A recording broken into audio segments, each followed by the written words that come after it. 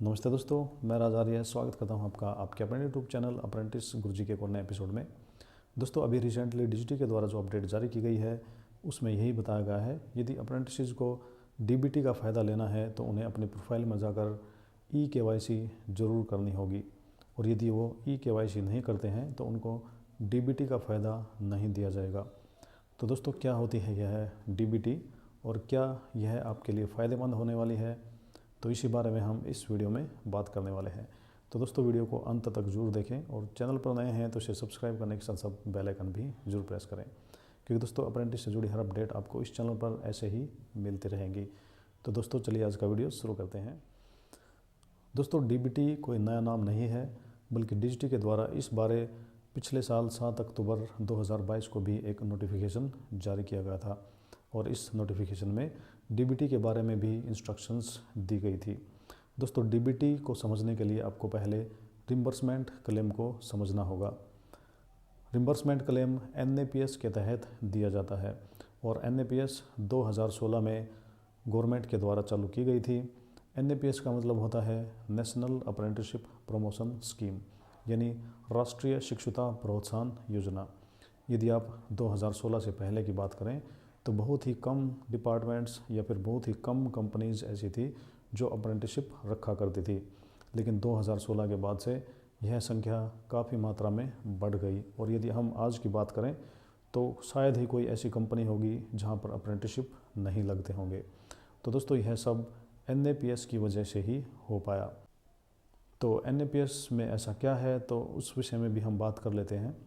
दोस्तों, एनएपीएस के तहत सरकार द्वारा प्रत्येक डिपार्टमेंट्स के लिए यह नियम लागू कर दिया कि जो भी डिपार्टमेंट नेप्स के तहत अप्रेंटिस रखेंगे उनको सरकार 1500 रुपये पर कैंडिडेट के हिसाब से रिम्बर्समेंट प्रदान करेगी। इसे हम एक उदाहरण के तौर पर समझ लेते हैं।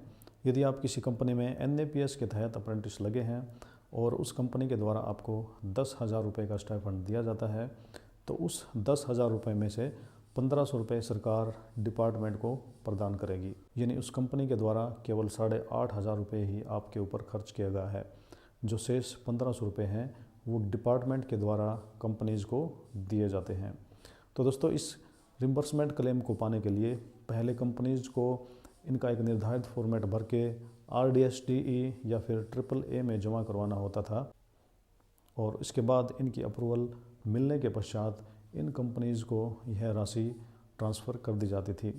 लेकिन दोस्तों, अब इसका जो नया रूप है NAPS 2.0 यानी DBT अब आ गया है, और अब इसका फ़ायदा ये रहेगा कि अब सरकार ने यह फैसला लिया है कि सरकार इन 1500 रुपये को कंपनी के बजाय डायरेक्ट कैंडिडेट के अकाउंट में ट्रांसफ़र करेगी।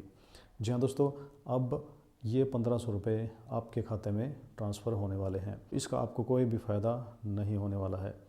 जी हाँ दोस्तों, डीबीटी का आपके लिए कोई भी फ़ायदा नहीं होने वाला है, क्योंकि दोस्तों यदि अब आप किसी कंपनी में काम करते हैं और आपका 10,000 रुपये का स्टाइफंड है, तो इसमें से 8,500 रुपये कंपनी आपको देगी और 1500 रुपये डीजीटी के द्वारा आपको दिया जाएगा, यानी टोटल आपको अब भी 10,000 रुपये ही मिलने वाले हैं।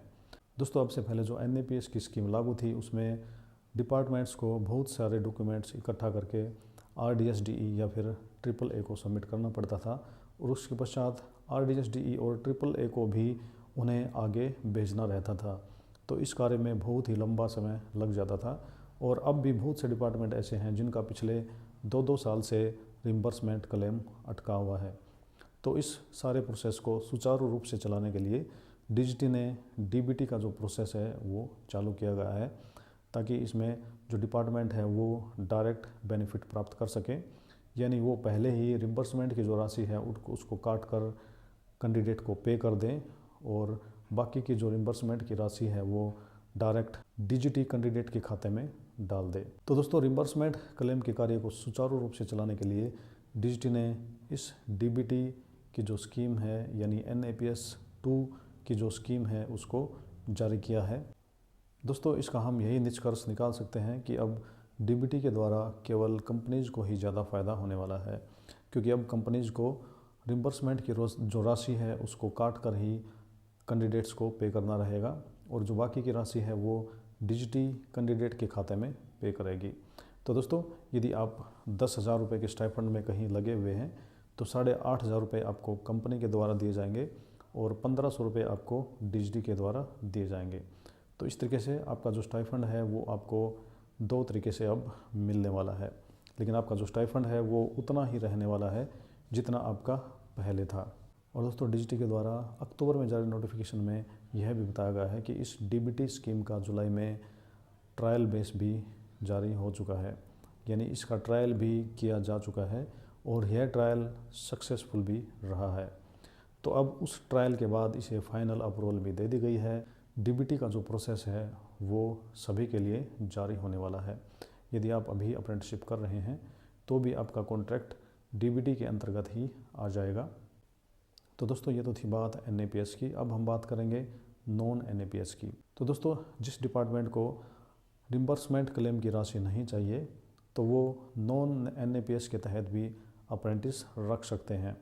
तो इसमें सरकार के द्वारा उन्हें कोई भी क्लेम नहीं दिया जाएगा। लेकिन दोस्तों, अब डिजिटी के द्वारा इसे मैंडेटरी कर ही दिया है, तो अब आप सभी को अपने प्रोफाइल में जाकर ई-केवाईसी करनी ही होगी। और ई-केवाईसी में आपको आधार नंबर भरने के साथ साथ केवल आपके जो बैंक डिटेल हैं उसी को अपडेट करना रहेगा। क्योंकि दोस्तों, जब सरकार आपके खाते में पैसा डालेगी तो जब वो खाता अपडेट ही नहीं होगा तो वो आपके अकाउंट तक कैसे पहुंचेगा। तो दोस्तों, मेरी आपसे यही सलाह है कि आप भी अपनी प्रोफाइल को ओपन करें और वहां पर ई-केवाईसी के साथ साथ अपनी बैंक डिटेल भी अवश्य भरें। तो दोस्तों, ये तो थी कहानी डीबीटी, एनएपीएस और नॉन एनएपीएस की। तो दोस्तों, मैं आशा करता हूँ कि मेरे इस वीडियो द्वारा आपकी डीबीटी के बारे में क्वेरीज दूर हो गई होंगी। दोस्तों, यदि आपको लगता है कि आपकी क्वेरीज दूर हुई हैं या आपको मेरा वीडियो पसंद आया है तो कृपया इसे लाइक व शेयर जरूर कर दें। और दोस्तों, चैनल पर नए हैं तो इसे सब्सक्राइब करने के साथ साथ बेल आइकन भी जरूर प्रेस कर दें। तो दोस्तों, आज के लिए वीडियो में इतना ही। मिलते हैं अगले वीडियो में। तब तक के लिए जय भारत, जय आर्यवर्त।